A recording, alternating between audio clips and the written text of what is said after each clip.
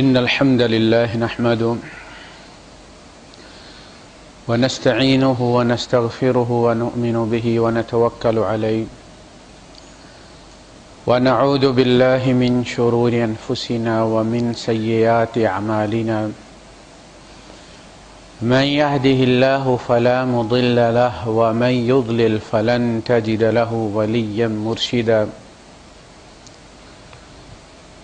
وأشهد أن لا إله إلا الله وحده لا شريك له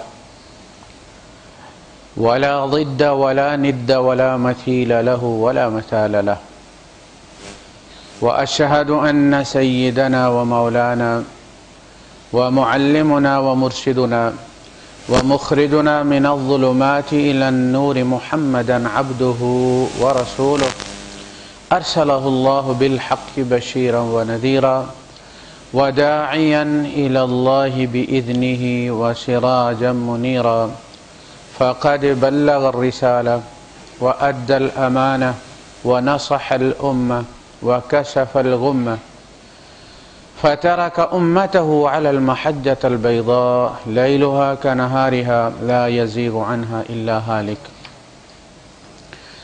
اللهم صل وسلم وبارك عليه وعلى آله وأصحابه وأزواجه وذرياته وأهل بيته أجمعين أما بعد فأعوذ بالله السميع العليم من الشيطان الرجيم بسم الله الرحمن الرحيم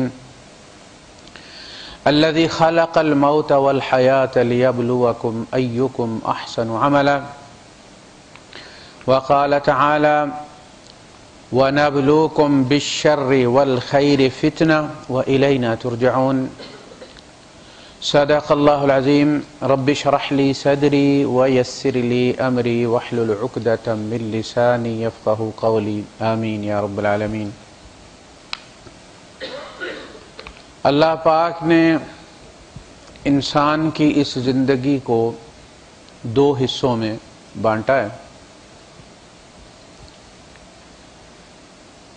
اس کا پہلا اور چھوٹا فیز جو ہے وہ یہ دنیا ہے،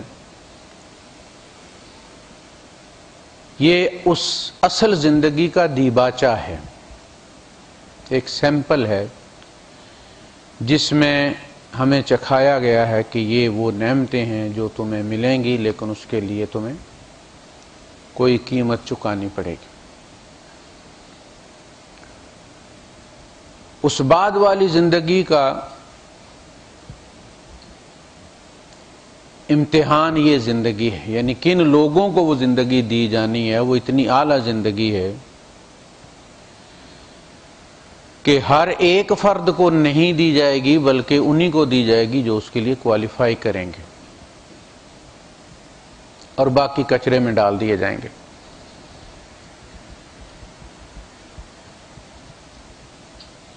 یہ دنیا مادی ہے، آنکھوں سے نظر آنے والی ہے،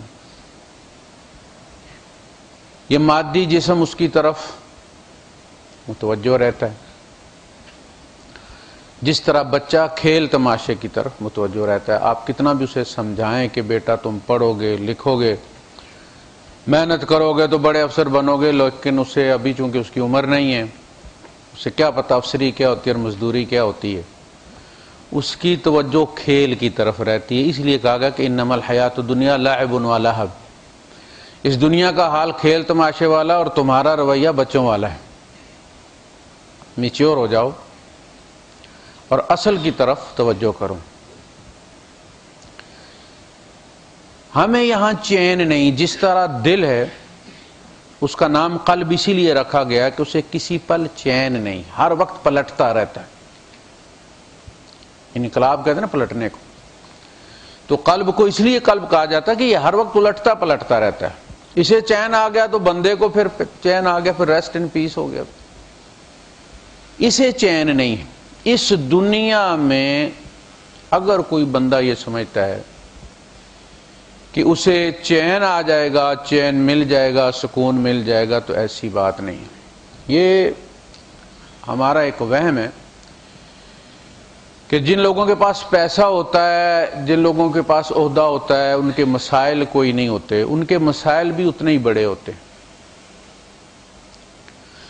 جس کے پاس پیسہ زیادہ ہوتا ہے اس کا نقصان بھی ملینز میں ہوتا ہے، اس کے چیک بھی بڑی اماؤنٹ کے باؤنس ہوتے ہیں اور جیل بھی لمبی ہوتی ہے۔ پریشان رہتے ہیں، پریشانیوں کی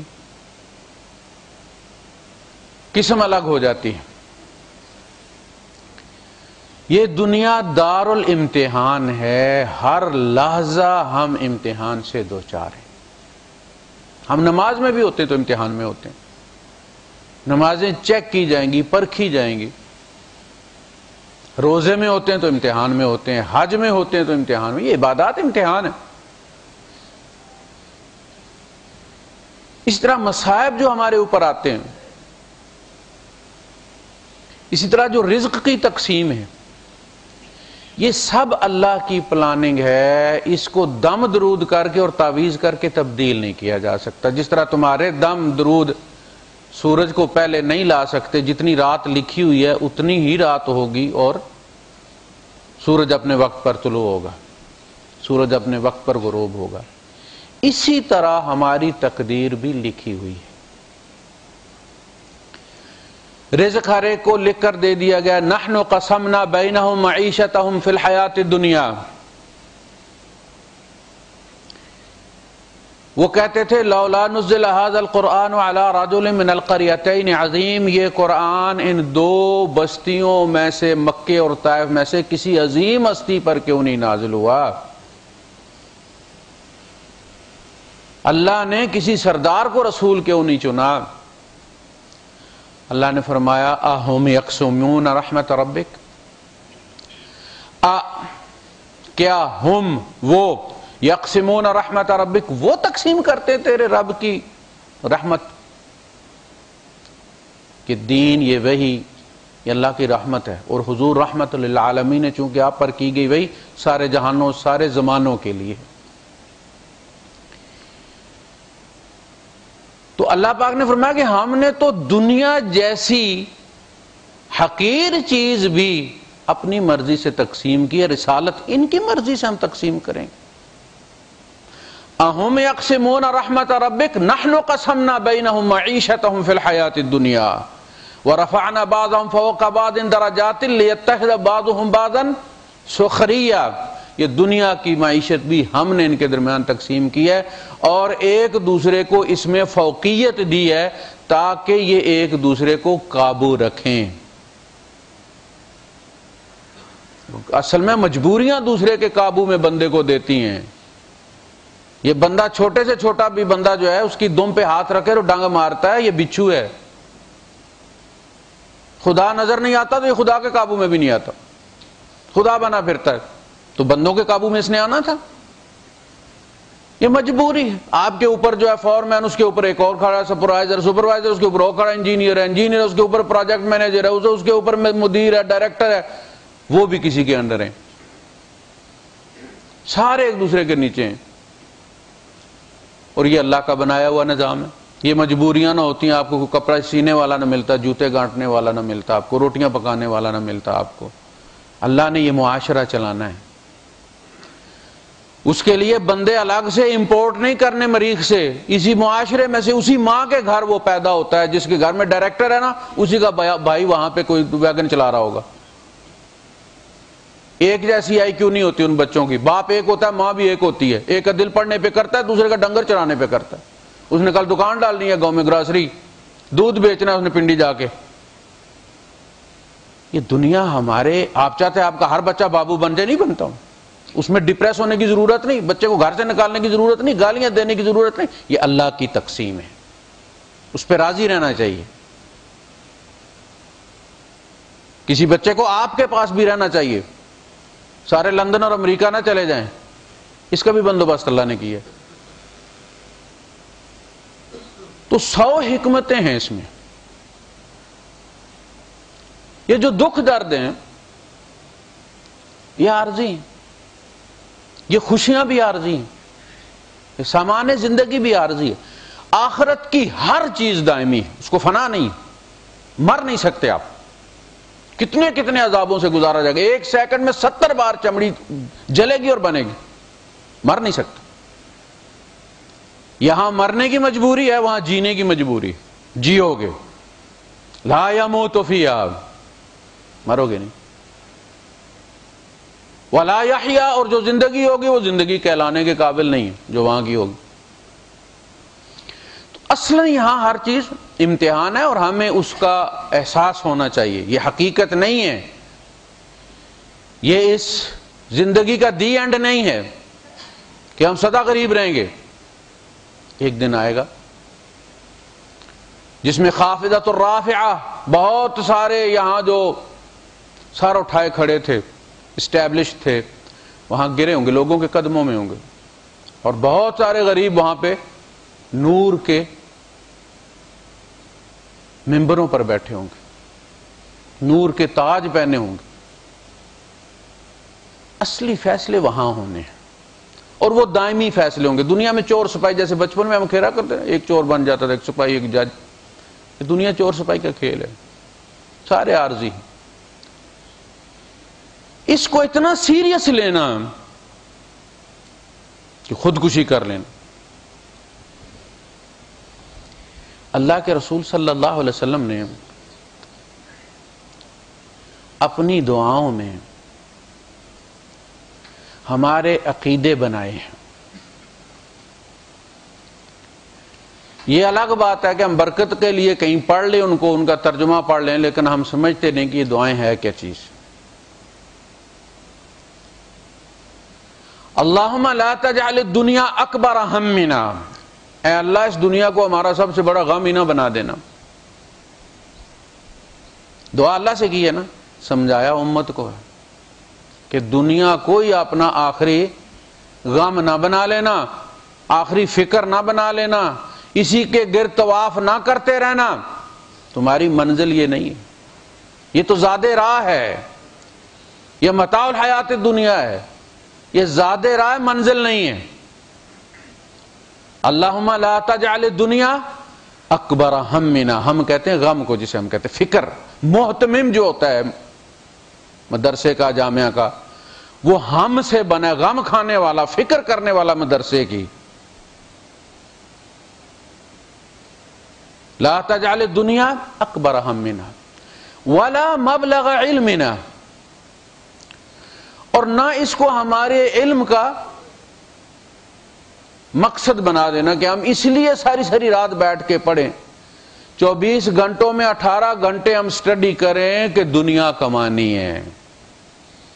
یہی ہوتا ہے، بچے جب پڑھتے ہیں، میڈیکل پڑھتے ہیں، 2 دن جاگ کر تیاری کرتے ہیں،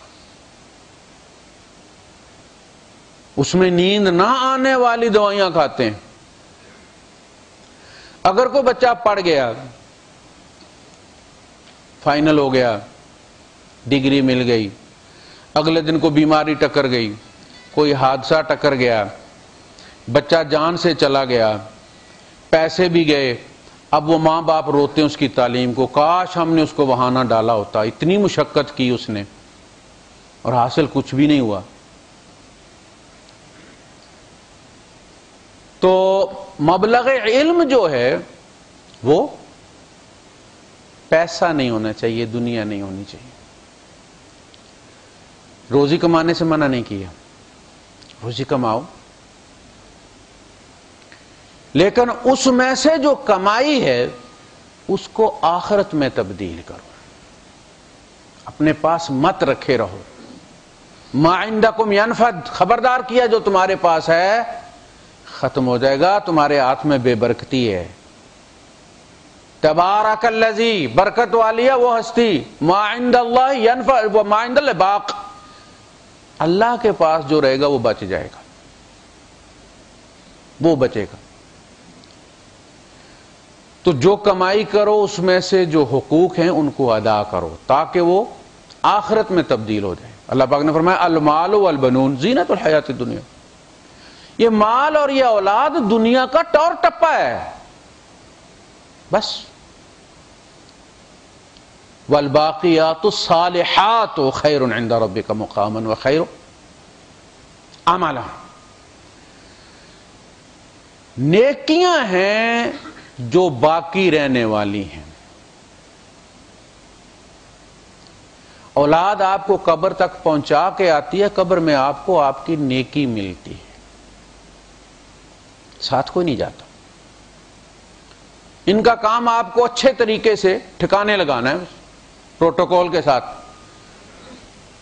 وہ باقیات الصالحات، تمہاری پہلی ملاقات اپنے عملوں سے ہونی ہے قبر میں. تیرے رب کے نزدیک بہترین سٹیٹس اولاد والوں کا نہیں ہے، مال والوں کا نہیں ہے، بلکہ نیکی والوں کا ہے. خیرا عند ربک مقاما وخیر عملا. عمل کس کو کہتے ہیں؟ الف والی جو عمل ہے اس کا مطلب ہوتا ہے امید. کہا کہ اولاد سے تمہاری وابستہ جو امیدیں ہیں یہ سراب ہیں. اس خواب کا اینڈ تمہارے ہاتھ میں نہیں ہے، یہ سراب ہے. اور جس سے جتنی امیدیں وابستہ ہوتی ہیں، جب وہ امیدیں توڑتا ہے تو اتنا ہی دکھ ہوتا ہے بندے کو. یعنی عام لوگوں کے دیے ہوئے جو زخم ہیں وہ جلدی مندمل ہو جاتے ہیں. اولاد کے ہاتھ سے لگا ہوا جب بھی یاد آتا بندہ اٹھ کے بیٹھ جاتا، میں نے اس کے لیے یہ کیا، یہ کیا، یہ کیا، اس نے یہ کیا. تو فرمایا کہ تمہارے اپنے جو اعمال ہیں خود صدقہ کرو، بجائے اس کے کہ تم یہ امید رکھ کے جاؤ کہ تم اولاد کو پالو گے اور انہیں بڑا بنا دو گے اور یہ تمہارے پیچھے صدقے کریں گے. ان کی اپنی اولاد ہوگی، ان کی فکر اپنی اولاد ہوگی، تمہاری طرف کوئی نہیں دیکھے گا. آدم علیہ السلام کا باپ کوئی نہیں تھا، اس لیے انسان کی نظر آگے ہے، پیچھے نہیں. ایک باپ اپنے بیٹے کو سمجھا رہا تھا، بڑی لمبی اس نے داستان شروع کی، میں نے یہ کیا، میں نے یہ کیا، میں وہ مال گاڑی میں کوئلے کے ڈبے خالی کیا کرتا تھا اور میں فلاں کرتا تھا اور 2 روپے دیہڑی پہ کام کر کے میں نے تمہیں پالا. وہ سنتا رہا. ساری بات سننے کے بعد نے سر اٹھایا، کہا تھا آپ نے میرے اوپر احسان کیا، اپنی اولاد پالی ہے آپ نے، میں بھی اپنی اولاد پال رہا ہوں. یعنی جو کام آپ نے کیا تھا، اولاد پالی تھی نا، میں بھی پال رہا ہوں. اس نے کہا نہیں، میں نے تمہیں نہیں پالا، میں نے بہنوں کا بھی خیال رکھا. بہن آئی ہے تو میں نے قرض بھی لے کر اسے خالی ہاتھ نہیں جانے دیا. اگرچہ میں سال سال وہ قرض نہیں اتار سکا، لیکن میں نے اس بہن کو خالی ہاتھ نہیں، میں نے بہن بھائی بھی ساتھ پالے. اولاد اور مال سے وابستہ امیدیں فرمایا انسان جمع کیوں کر. قرآن حکیم نے نفسیات کے مسائل کھول کے بیان کیے ہیں، چونکہ اللہ ہمارا خالق ہے، اس سے زیادہ ہماری نفسیات کو سمجھنے والا کوئی نہیں. ارشاد فرمایا کہ یہ جو مال جمع کر الہاکم، تمہیں غافل کر دیا. ملاحی کہتے ہیں یہ رات کو جو کلب کھلتے ہیں، رات کو ہوٹل جو کھلتے ہیں آپ کے، جہاں لوگ ساری ساری رات بیٹھے رہتے ہیں، ان کو ملاحی کہتے ہیں. ملاحی کا مطلب ہے ساری فکروں سے غافل کر دینے والے، غم غلط کرنے والے. الہاکم التکاثر، کثرت کی فکر نے، جوڑنے کی فکر نے، 99 کے چکر نے تمہیں غافل کر کے رکھ دیا. کس سے؟ حتی زرتم المقابر، قبروں کی زیارت کرتے ہو نا، وہ قبر والا بھی یہی کرتا ہوا گیا ہے. تم نے مٹی بن جانا ہے، ایک دن بک جائے گا ماٹی کے مول. وہ مٹی بننے سے پہلے تیری کوئی قیمت نہیں ہوگی، اور آج تیری ہر ادا کی قیمت دی جاتی ہے. تیرا مسلمان بھائی سے مسکرا کر ملنا صدقہ ہے، رستے سے کانچ کا ہٹا دینا تیرے لیے ڈالر ہے. وہ تیری متاع ہے آخرت کی. دنیا میں وہ ایک کانٹا ہے، اذیت دینے والی چیز ہے، رستے سے ہٹا دی، اپنا دایاں پلڑا بھاری کر لیا. پیسے لگتے ہیں کوئی اس میں. دنیا میں تیری ہر ادا کی قیمت ہے، لیکن ایک وقت آئے گا کہ تیری قیمت صرف مٹی ہوگی. جو بھی تمہیں دے گا مٹی دے گا، یہ تمہاری اصل ہے. اولاد دفناتی ہے، سب سے پہلے اولاد مٹی ڈالتی ہے. دوست ہیں وہ بھی 3 مٹھیاں ڈالتے ہیں، مٹی ڈالتے، کوئی سونا تو نہیں ڈالتا. یہ قیمت ہے تیری. اس سے پہلے آنکھیں کھولو. مصیبتیں آتی ہیں، امتحان ہیں. اللہم لا تجعل الدنیا اکبر ہمنا، جائزہ لیتے رہیں کہ ہماری ساری فکر دنیا ہے تو نہیں ہے. دنیا کا نقصان ہو گیا تو کمر ہمت ٹوٹ گئی، خودکشی کا سوچنا شروع کر دی. خودکشی کر کے کہاں جاؤ گے تم؟ وہاں تو تم نے ویسے بھی جانا ہے. یا تو بندہ کسی ایسی جگہ چلا جائے جو اس کے مینیو میں شامل نہ ہو. اور یہ موت تو تمہارے مینیو میں پہلے سے شامل ہے، اسی کے ساتھ تو تمہاری زندگی ناپی گئی ہے. یہ کوئی ایگزٹ تو نہیں.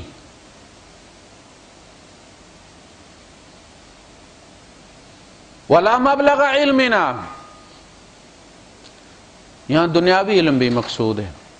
ہمارے یہاں بھی اصل میں جب علم حاصل کیا جاتا ہے تو جو غریب لوگ ہوتے ہیں بچے چھوڑ جاتے ہیں، ملک کے ایک حصے سے دوسرے حصے میں چھوڑ جاتے ہیں. خود اتنی استطاعت نہیں ہوتی کہ ملنے کے لیے آئیں، پیچھے مسائل اتنے ہوتے ہیں کہ 2 دن بھی غائب نہیں رہ سکتے. 3 4 5 سال بچہ یہیں رہتا ہے. اب وہ چھوڑ آئے، ایک تو یہ سہولت ہوگی کہ روٹی کو سے جان چھوٹ گئی، دوسرا بچہ تھوڑا سا قابل ہوا اسے بھی لا کے چھوڑ دیا وہاں. تو یہ یتیم خانہ ٹائپ مدارس ہیں ہمارے. ایک تو ماں باپ کی جان چھوٹ گئی، پھر کہا کہ جی اتنے بچے ہیں، ان بچوں کی وہاں سے لوگ زکات شات بھی دے دیتے ہیں ان یتیم بچوں کے لیے، غریب بچوں کے لیے. کپڑے روٹی دونوں کا بندوبست ہو گیا. وہ دیکھنے نہیں کہ بچہ بن کیا رہا ہے. انہیں یہ ہے کہ بچہ پڑھ کے آئے گا تو کسی مسجد میں لگ جائے گا، اپنی روٹیاں کما کے کھائے گا. جو بچہ نابینا ہوا، تھوک نکلتا ہے، یاد نہیں کر سکتا ہے اسکول کا سبق، تو اسے پکڑ کے کہا کہ روٹی تو کمائے گا نا، حافظ صاحب کے پاس اسے بھیج دو، حفظ کرا دو. یعنی آخری آپشن یہ ہے کہ کوئی روٹی کی سبیل اس کی پیدا کر. تو موسٹلی ہمارے یہاں وہ روٹی کے لیے پڑھتے ہیں مساجد میں آ کر، پھر جب روٹی فکر ہوتی ہے تو انتظامیہ کے انڈر ہوتے ہیں وہ. یعنی ان کا کام انتظامیہ کے عقائد درست کرنا نہیں ہوتا، کمیٹی کا قبلہ درست نہیں کرنا ہوتا، بلکہ ان کی رضا جوئی ہوتی ہے کہ پہلی کی پہلی تنخواہ مل جائے، کو 200-400 زیادہ ہو جائے. وہ خدا کی رضا نہیں چاہتے، وہ کمیٹی کو راضی کرتے رہتے. حق بات بھی اگر کوئی کرے بندہ، آپ چلے جائیں کسی مسجد میں اور ان سے کہیں کہ جی اس طرح، تو مولوی صاحب یہ نہیں کہیں گے کہ یہ بچہ یا بندہ جو بات کہہ رہا ہے یہ ٹھیک ہے، ایسا حدیث میں آیا ہے. وہ کہے گا جی یہ وابی ہے، نکال دو اس کو مسجد سے. اس لیے کہ اس کی مجبوری ہے کہ وہ ان کے عقائد کو فالو کرے. تو دنیا مبلغ علم بن گئی ہے. یہ دنیا آپ انجینئر کی حیثیت سے کریں، ایک اسکول ٹیچر کی حیثیت سے کمائیں، آپ ایک درزی کی حیثیت سے کمائیں، یا ایک عالم دین کی حیثیت سے کمائیں. مبلغ علم جو ہے، ٹارگٹ آف یور ایجوکیشن دنیا. کوئی گاڑی کے نیچے لیٹ کے کماتا ہے، کوئی گاڑی کے اوپر لٹک کے کماتا ہے، کما دنیا رہے. ایسا نہ ہو. دین ایک مشن ہے، یہ بات یاد رکھیں، پروفیشن نہیں ہے. محمد رسول اللہ صلی اللہ علیہ وسلم نے جس دن پہلے دن کوئی صفا پر نبوت کا اعلان کیا تھا، آپ نے مزدوری کوئی نہیں کی، پیٹ پر پتھر باندھ لیا ہے، لیکن دین پہنچانے میں ناغہ نہیں کیا کبھی. ایک مشن سمجھ کے اس کو کیا. تو یہ پوری زندگی مومن کی ایک مشن ہے، اللہ کی طرف سے سونپا گیا، رسول کی طرف سے سونپا گیا. وَكَذَلِكَ جَعَلْنَاكُمْ أُمَّةً وَسَطًا لِتَكُونُوا شُهَدَاءَ عَلَى النَّاسِ وَيَكُونَ الرَّسُولُ عَلَيْكُمْ شَهِيدًا. یہ شہادت علی الناس، جس جگہ تم ہو وہاں تم رب کے گواہ ہو، تمہارا عمل تبلیغ ہے، دیانتداری سے کام کرو. مومن جس جگہ ہوتا ہے، جیسے ریڈیشن ہوتی ہے نا، کوئی آپ ایٹمی مواد کہیں رکھ دیں، آپ کچھ بھی نہ کریں، ایٹم بم نہ گرائیں، وہ وہیں پڑا اپنے ارد گرد کے علاقے میں لوگوں کو کینسر کر دے گا. اس کی ریڈیشن لوگوں کو وہ نقصان پہنچاتی رہے گی۔ مومن جس جگہ ہوتا ہے اس کا وجود مثبت سگنل دیتا رہتا ہے ہمیشہ، آہستہ آہستہ ساون کی جھڑی کی طرح وہ اپنے ارد گرد کے لوگوں کے اندر اتر جاتا ہے۔ یہ جسے تبلیغ ہم کہتے ہیں نا کہ پکڑ کے اسے 2 حدیثیں سنائیں اور سمجھا لو جی میرا تو کریڈٹ بڑھ گیا، قیامت کے دن میں بھی مبلغین میں سے اٹھایا جاؤں، اور یہ خانہ خراب جو ہے یہ وہاں آگ میں جائے گا۔ یہاں بھی دنیا ہی ہمارا مقصد ہے، پھر اپنی ذات مقصود ہے، دوسرے کا فائدہ مقصود نہیں ہے۔ یہاں بھی کہ کسی طریقے سے ڈیلیور کرو۔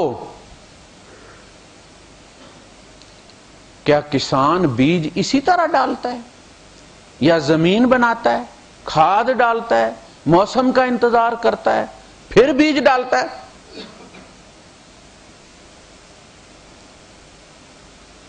تو اپنی زندگی کو ایک مشن کی طرح گزارو۔ دیکھو اگر ہمارے اندر کوئی خامی ہوگی تو یہ خامی ہمارے دین کی خامی سمجھی جائے گی جس کی نمائندگی ہم کر رہے ہیں۔ نقصان ہمیں نہیں، ہمیں سوچا میرا کیا نقصان ہوگا، نقصان میرے دین کا۔ اور قیامت کے دن وہ بندہ کہے گا یا اللہ اس آفس میں سب سے کرپٹ بندہ ہی یہی تھا، میں اس کی تبلیغ مانتا۔ اللہ نے جو پہلی سورت نازل فرمائی تبلیغ کا حکم دے کر، اس میں فرمایا وَثِيَابَكَ فَطَهِّرْ، اے نبی اپنا دامن صاف رکھنا، پاک رکھنا۔ ہم نے سمجھا بس نماز کے لیے کپڑے پاک ہونے چاہیے۔ نماز کے شرائط میں سے پری پریئر جو ہماری کنڈیشنز ہیں ان میں یہ ہے جگہ پاک، جسا پاک، کپڑے پاک، وقت کا ہونا، بندے کا بالغ عاقل ہونا، مسلمان ہونا، وہ والا دامن ہے۔ وَثِيَابَكَ فَطَهِّرْ، دامن صاف رکھنا ہے۔ ہم جیسے کرپٹ لوگوں کی دعوت کو اگر دنیا ریجیکٹ کر دے اور قیامت کے دن کہے کہ یا اللہ ان کی ہر چیز ہی 2 نمبر تھی، یہ خود جرمنی والوں کا جنٹا سین خریدتے تھے، پاکستان کا بنایا ہوا نہیں لیتے تھے، گویا ہم تبلیغ کے قابل لوگ نہیں رہے۔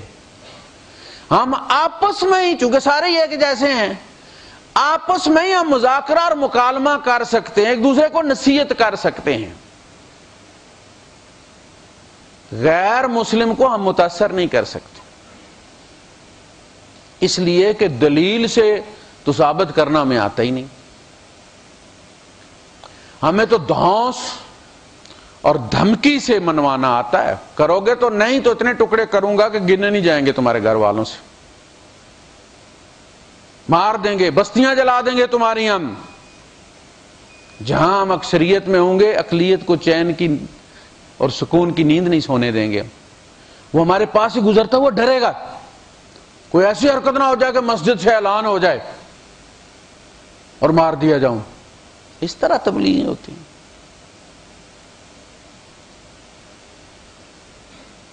تو مبلغ علم چاہے وہ دینی ہو یا دنیاوی ہو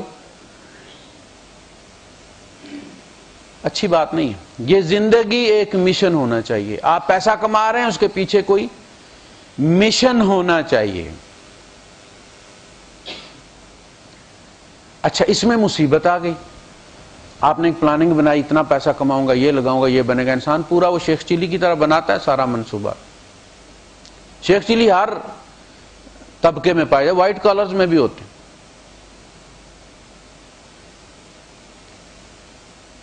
تو وہ پورا نہ ہوا، اب ہمت توڑ دی، وہ تعویذ دھاگوں والوں کے پاس جانا شروع ہو گئے، کسی نے بندش کر دی ہے، بندش کھول دیجئے، وہ کہتے ہیں اتنے ہزار لاؤ، اتنے ہزار لاؤ۔ اب شمع کو دونوں طرف سے آگ دکھا دی، ساتھ ایمان بھی گیا، وہی اصل متاع تھی۔ وَلَا تَجْعَلْ مُصِيبَتَنَا فِي دِينِنَا، اے اللہ دنیا پہ مصیبت آئے تو کوئی بات نہیں، میری دنیا اس سے متاثر ہو تو کوئی بات نہیں، میرے دنیا کا نقصان ہو جائے کوئی بات نہیں، یہ نقصان میرے دین میں نہ کرنا. وَلَا تَجْعَلْ مُصِيبَتَنَا فِي دِينِنَا. اے اللہ یہ آزمائش ہمارے دین پہ نہ آئے. دنیا کی کوئی بات نہیں. تو آزمائش آ گئی. اب اس حال میں صبر کرنا، جو رب نے لکھا تھا ہو گیا. وَارْضِنَا وَارْضَ عَنَّا. اے اللہ تو ہمیں جو دیا ہے اس پہ راضی کر دے، یعنی قناعت نصیب فرما. ہم تیری رضا پہ راضی رہیں، ہم تیری ربوبیت پہ راضی رہیں، اور تو ہم سے راضی ہو جا. اللہ کی رضوان و رضوان من اللہ اکبر. سب سے بڑا جو بندہ مومن کا بڑا ٹارگٹ ہے، بڑا ہدف ہے، وہ اللہ کی رضا ہے. جس طرح آپ جو چیز کھاتے ہیں وہ گلوکوز بنتی ہے اور پھر وہ آپ کے جسم میں استعمال ہوتی ہے، اسی طرح آپ زندگی کے کسی شعبے سے تعلق رکھتے ہوں، جو بھی آپ کر رہے ہوں اس کا نتیجہ رب کی رضا نکلنا چاہیے. آپ نے وہ احادیث سنی ہوں گی کہ ہم سے پہلی امتوں میں کوئی شخص تھا، بڑا گناہگار تھا، اس نے ایک کتے کو پانی پلا دیا، پیاسے کو، تو اللہ نے اسے بخش دیا.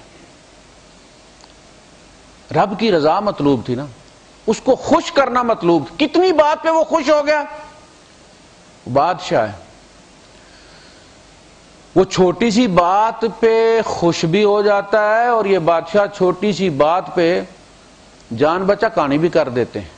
وہ ہم کہانیاں سنتے تھے نا، بادشاہ ناراض ہو گیا تو پورے گھر کو ہی اس نے اس میں مروا دیا.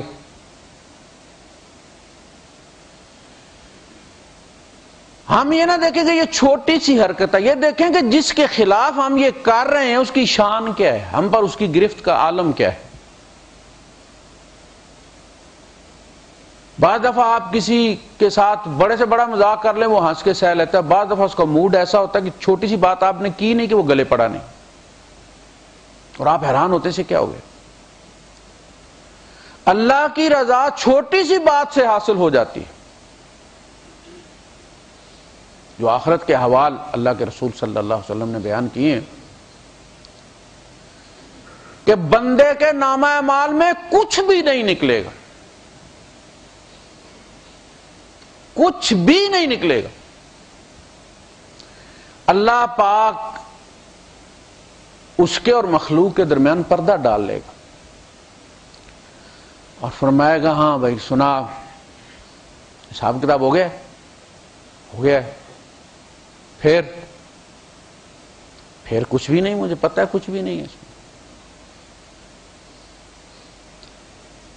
اللہ پاک فرمائے گا تیری ایک بات تھی کہ تو اپنے جو سب-آرڈینیٹ تھے، تمہارے تابع فرمان جو تھے، تمہارے نوکر چاکر تھے، جو تمہارے مقروض ہو جاتے تھے، تو ان کے ساتھ بڑا اچھا معاملہ کیا کرتا تھا. آج ہم نے بھی تمہیں بخشنے کا فیصلہ کر لیا، تیرے سارے چالان ہم ادا کریں گے، تو جنت میں جا. ایک بندہ جس کے 99 نامہ اعمال نکلیں گے، پرنٹ نکلے گا، اور مشرق سے مغرب تک ہوگا لمبا، یہاں تک کہ اسے خود بھی اپنے جہنمی ہونے کا یقین ہو جائے گا، اور وہ چل پڑے گا، اور اللہ پاک اسے روکے گا جا کے در رہے ہو بھی، حساب ختم نہیں ہونے کا، حساب کی ضرورت ہی کوئی نہیں، حساب پیچھے کون سا رہ گیا. نہیں یہ تو آج کے دن رائے کے دانے کے برابر بھی جو نیکی بدی ہے وہ لائی جائے گی، تولی جائے گی، ابھی حساب ختم ہے. آؤ اپنے پلڑے کے پاس کھڑے ہو جاؤ. پھر ایک چھوٹی سی چٹ، اس حدیث کا نام ہے حدیث بطاقہ، کارڈ کو بطاقہ کہتے ہیں. ایک چھوٹا سا کارڈ نکلے گا، چر چر چر چر بس جب اسے پھر بھی یقین نہیں آئے گا. وہ کہے گا اللہ یہ اتنے لمبے نامہ اعمال، 99 مشرق سے لے کر مغرب تک لمبے، یہ چٹ کیا کرے گی؟ فرمایا چٹ رکھ تو صحیح. فرمایا اس پہ کلمہ لکھا ہوگا جو اس نے خلوص سے ادا کیا ہوگا، وہ جب رکھا جائے گا تو سارے گناہوں کے مقابلے میں بھاری نکلے گا اور وہ نیکی والا پلڑا اس کا جھک جائے گا۔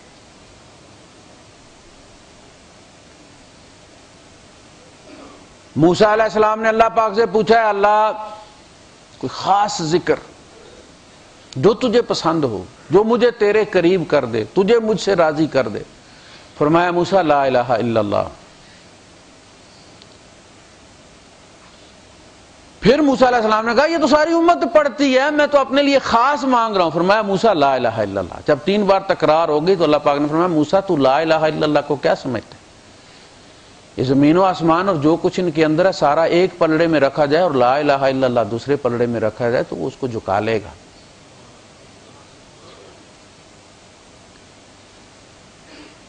تو آپ جہاں بھی ہوں کسی کو رستہ دکھا دینا بہت بڑی بات ہے، کچھ معمولی نیکی نہیں ہے۔ صحابہ نے اس کے لیے اعتکاف توڑ دیا، رستہ پوچھتا ہے اسے رستہ بتاؤں۔ کوئی مصیبت میں اس وقت جو آپ کے بس میں ہے وہ آپ کا امتحان ہے۔ کسی کی ضرورت 10 لاکھ کی ہے، آپ کے پاس 10 روپے ہیں، وہ 10 روپے آپ کا 10 لاکھ ہے۔ بس اتنی ساری بات ہے۔ یہ نا بندہ سوچے اس سے اس کا کیا ہوگا، یہ سوچو تیرا کیا ہوگا اس سے۔ عیسیٰ علیہ السلام تشریف رکھتے تھے، ایک یہودی مدرسے میں بیٹھے ہوئے تھے، چندے کا باکس رکھا ہوا تھا، لوگ آ رہے تھے ڈال رہے تھے، بڑی بڑی رقمیں ڈال رہے تھے اس میں۔ میں نے جاپان میں یہ دیکھا تو مجھے پہلی دفعہ پتا چلا کہ ہم مسلمانوں کے علاوہ بھی چندہ ہوتا ہے۔ ان کا سینٹرل ٹوکیو کے اندر ایک پگوڈا ہے، یہ بدھسٹ ہیں، کرسچنز اور یہ ایک ہی جگہ جاتے ہیں، وہاں ٹورسٹ پوائنٹ ہے جیسے ہماری مسجد۔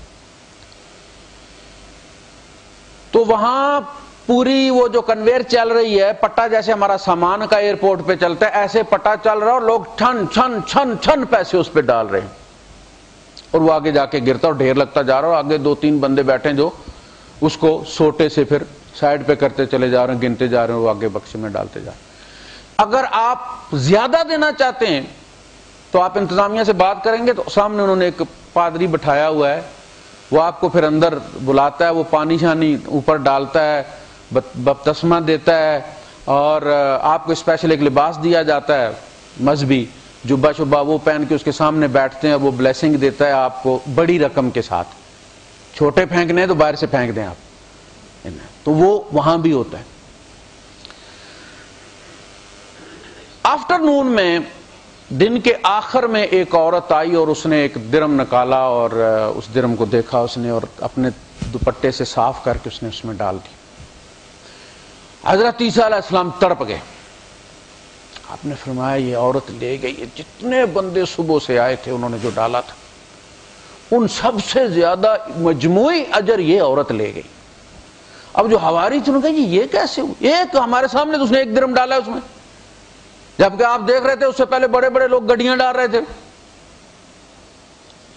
کہا وہ پیسے میں سے پیسہ دے رہے تھے، اس عورت نے بھوک میں سے پیسہ دی ہے، یہ فاقے سے ہے، یہ سے 1 درم کی روٹی بھی کھا سکتی، وہ درم اس نے اللہ کو دے دیا اور اللہ نے اس کی قیمت لگا دی۔ آپ کس حال میں دیتے ہیں وہ حال ضرب کھاتا ہے آپ کی رقم کے ساتھ۔ آپ کروڑ پتی ہیں، آپ نے 50,000 درم بھی دے دیا، شاید وہ اتنی ویلیو نہ رکھتا ہو جتنی کسی کے اماؤنٹ ہے اس کے گھر میں، اس کا 50% اس نے دے دیا اور وہ 50% جو ہے وہ 50 روپے یا 50 درم بنتا ہے۔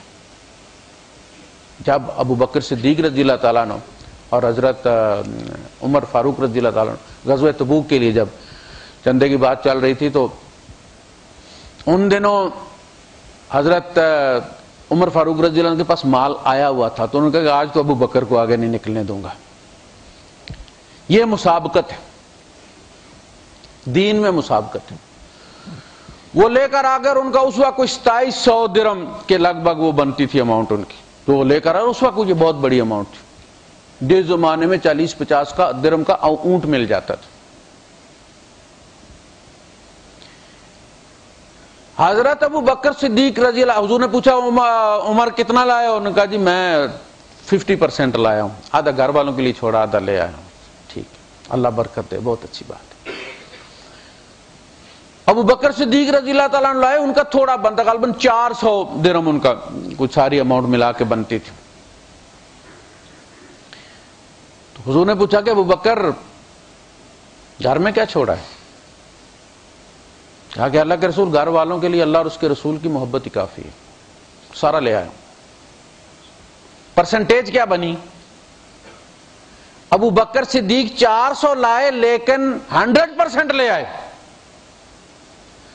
عمر فاروق رضی اللہ تعالیٰ عنہ 2700 لائے لیکن 50% لائے، تو پرسنٹیج تو ابو بکر کی آگے بڑھ گئی نا، جو تھا وہ لے آئے۔ اصل چیز یہ ہے کہ رب کی رضا، بندہ یہ نہ دیکھے کہ زیادہ میں ہے، رب کی رضا تیری نیت، خلوص اور پیار میں ہے۔ جتنے پیار سے دے گا تو اتنی اس کی قیمت پڑے۔ وَلَا تَجْعَلْ مُصِيبَتَنَا فِي دِينِنَا، مصیبت ہمارے دین پہ نہ آئے۔ اور یہ دنیا کی جب فکر زیادہ لگ جاتی ہے تو دین بھی ہمارے ہاتھ سے نکل جاتا ہے، ہم اس کی طرف سے غافل ہو جاتے ہیں۔ ہم مصائب کو دور کرنے کے چکر میں، حالانکہ وہ مصائب جو تھے وہ ہمارا مقدر تھا، وہ طے تھا، مینیو میں لکھا ہوا تھا کہ اس کی یہ آزمائش ہونی ہے، فلاں عمر میں ہونی ہے، فلاں علاقے میں ہونی ہے۔ بچہ اسکول میں پڑھتا تو لکھا ہوتا ہے اس کتنے سبجیکٹ ہیں، اس میں اگر ایک میں وہ کمزور ہے اور کسی بابے سے جا کر کہے کہ بابا جی آپ کوئی ایسا تعویذ دے دیں کہ کیمسٹری کا پیپر ہی نہ ہو، ایسا ہو سکتا ہے؟ وہ تو ہو کر رہے گا۔ تو لکھے نہ لکھے، ایگزام میں شرکت کرے یا نہ کرے، وہ تو ہو کر رہنا ہے۔ مصائب جو لکھے ہیں انہوں نے آنا ہے، اللہ سے ہمت طلب کرے، اور ان میں شیطان اللہ پر بہت غصہ دلاتا ہے۔ کوئی تو نمازیں بھی پڑھتا ہے، یعنی جتنا زیادہ نیک ہوتا ہے اتنا زیادہ خطرے میں ہوتا ہے۔ وہ یار تو بڑا نیک آدمی، تو اشراق بھی قضا نہیں کرتا، تیرے ساتھ بھی یہ کر رہا ہے رب، یار تو بڑا مسکین ہے، تو بڑا مظلوم ہے۔ تو یہ نہیں دیکھتا کہ اللہ نے مجھے متاع ایمان دی ہے، جو ابراہیم علیہ السلام کے باپ کو نہیں ملی، نوح علیہ السلام کے بیٹے کو نہیں ملی، حضور کے تایا کو نہیں ملی۔ یہ ایسے ہی ہے جیسے کوئی بندہ کسی کو لیگزس دے 2014 تحفے میں، اور کوئی آ کے اسے بھڑکا کے دیکھا بس گاڑی دی ہے نا، کور تو نہیں دیا گاڑی کا، اور ایئر فریشنر بھی نہیں دیا، اس نے بڑا ہی ظلم کر دیا تھا۔ جسے دین دے دیا اسے سب کچھ دے دیا، صرف ہمیں قدر نہیں اس کی، تو وہ بھڑکاتا ہے۔ اس وقت بندے مومن کا یہ کہہ دینا کہ ہٹ جا پلید، تو ہٹ جا ہمارے درمیان، میرے اور میرے رب کے درمیان سے ہٹ جا، تو تجھے کیا ہے؟ دکھوں کو سکھ بنا لینا ایمان کا کام ہے۔ جیسے پیٹرول جب جاتا ہے کاربوریٹر میں تو وہاں وہ پھر توانائی میں تبدیل ہوتا ہے، ٹینکی میں پڑا ہوا وہ کسی کام کا نہیں۔ مصیبت کے وقت وہ ایمان آئے آپ کے قلب کے کاربوریٹر میں، اور وہاں سے آواز نکلے کہ نہیں، مجھے اپنے رب سے کوئی بھی ناراض نہیں کر سکتا، میرا رب ہے، میری آزمائش لانا اس کا حق ہے، میرے دکھ پہ اگر وہ راضی ہے تو یہ دکھ میرا سکھ ہے۔ جنہ دکھاں تے دل بر راضی، سکھ انہاں تو وارے، دکھ قبول محمد بخشا، راضی رہن پیارے۔ اس کی رضا ہے نا، میرے نفس کی رضا سکھ میں ہے، میرے رب کی رضا دکھ میں ہے۔ میں اس دکھ کو قبول کرتا ہوں، اس لیے کہ یہ اس کی رضا ہے۔ جب اس شان سے قبول کیا جائے، اس کا رب کو رب کا مہمان سمجھا جائے، بندہ بالکل، وہ ایک فارسی کا شعر ہے، نہ شادی داد سامانے مجھے دنیا کا مال و متاع ملے تو مجھے شادی مرگ نہیں ہو جاتی، میں خوشی سے پاگل نہیں ہو جاتا، پھر وہ پیسے کنجریوں پہ لٹانا نہیں شروع کر دیتا میں، جیسے ہمارے یہاں وڈیرے کرتے ہیں۔ نہ شادی داد سامانے، نہ غم آورد نقصانے، نقصان ہو جائے دنیا کا تو مجھے کوئی غم نہیں ہوتا۔ با پیش ہمت ماں ہرچ آمد بود مہمانے، خوشی آئے یا غم آئے میری ایمان کے سامنے ان کی حیثیت مہمان کسی ہوتی، میں رب کا مہمان سمجھ کے ان کو، رب کا بھیجا ہوا مہمان سمجھ کے ٹیکل کرتا ہوں، جو ممکن ہوتا ہے ان کو انٹرٹینمنٹ دیتا ہوں اور فارغ کر دیتا ہوں، اس لیے مجھے پتا یہ آئے ہیں چلے جائیں گے، دائمی نہیں۔ ان کے دین کا نقصان کر کے دائمی مت بناؤ اسے، وَلَا تَجْعَلْ مُصِيبَتَنَا فِي دِينِنَا، دنیا کی مصیبت کو دین کی مصیبت مت بنا لو۔ آزمائش، جتنا ایمان والا ہوتا ہے اتنی آزمائش ہوتی۔ اولاد نہیں ہے، ایک آزمائش، مومن بندہ ہے، یعنی حد ختم ہو گئی، اتنا نیک بندہ ہے، آج کے دور میں اولاد کوئی نہیں، بیوی کو کینسر ہے، ہو گیا ہے، جوان بندہ ہے، 25 سال کا 28 سال کا، مسئلہ پوچھا کہ میرا گھر نہیں ہے کراچی میں جب جاتا ہوں، وہ والدین والا بھی ختم ہو گیا ہے سلسلہ، بھائیوں نے اپنا بنا لیا ہوا ہے، تو جب میں جاتا ہوں تو مہمان ہوتا ہوں میں بھائی کے گھر میں یا کہیں، تو کیا میں قصر کروں یا پوری نماز پڑھوں؟ بتائیے۔ اللہ کی راہ میں دینے والا بندہ ہے، یعنی تنخواہ اچھی ہے، اچھی جگہ جاب کر رہا ہے، میں نے انہیں سمجھایا کہ آپ گھر بنائیں،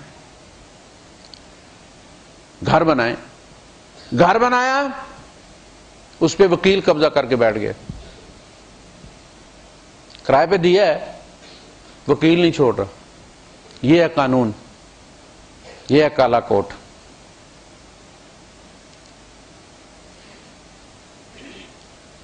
یہ جب سارے مصائب ملے تو ان کا رجحان بنا کہ کوئی تعویذ گنڈا کیا جائے، موحد بندے ہیں، دیکھیے کوئی عملیات سیکھے جائیں، عمل کیے جائیں، اپنا بھی مسئلہ حل کیا جائے، لوگوں کے مسائل بھی حل کیے جائیں، اس نیت سے سیکھنا جائز ہے۔ میں نے کہا خبردار یہ آگ ہے، اس سے مت کھیلیں، آپ متاع ایمان بھی چلی جائے گی، آپ تو بڑے مومن آدمی ہیں، بمر میں پھنس گئے ہیں۔ آپ کو اچھی طرح پتا ہے کہ جو بندہ ایمان میں اوپر چڑھتا چلا جاتا ہے اس کا ٹیسٹ ٹف ہوتا چلا جاتا ہے، KG1 اور A لیول کا امتحان آپ کو پتا ہے کیا اس کا لیول ہوتا ہے، جتنے وہ ایمان میں اوپر تھے اتنی مصیبت وہ زیادہ آئی، تو میں نے انہیں منع کیا کہ آپ اس چکر میں مت پڑیں، اللہ پاک آسانی فرمائے گا، ایسی ایسی آزمائشیں ہیں مگر ان کو دین کو نقصان نہیں پہنچانے دینا چاہیے۔ وآخر دعوانا الحمدللہ رب العالمین۔